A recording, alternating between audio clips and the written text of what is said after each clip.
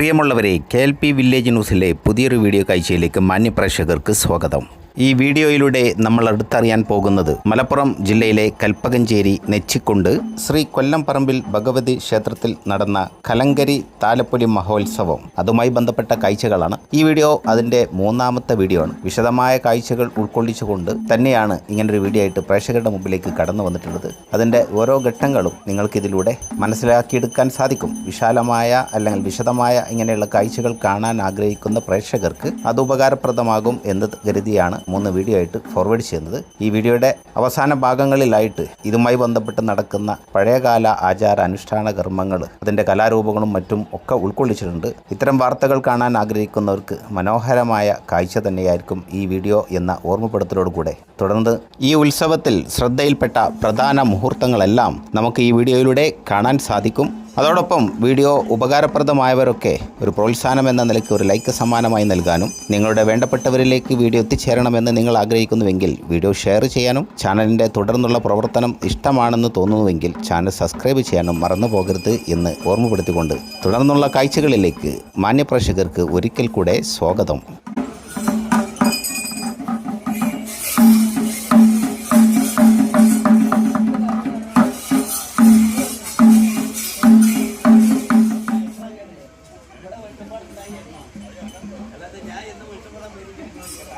പായസം കൊടുക്കും.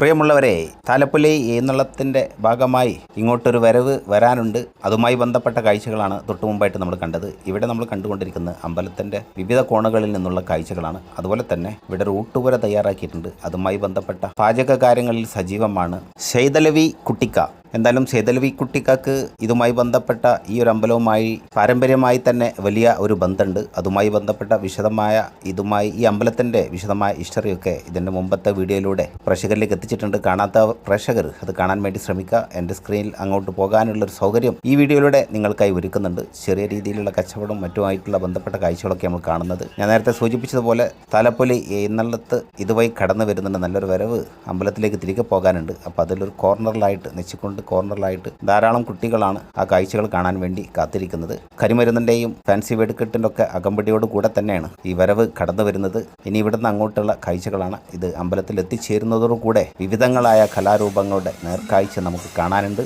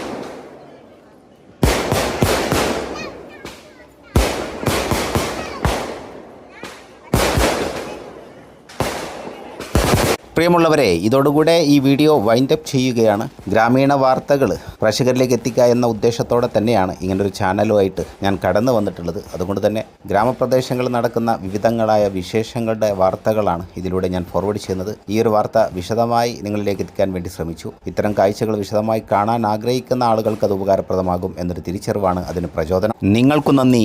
ജയ് ഹിന്ദ്.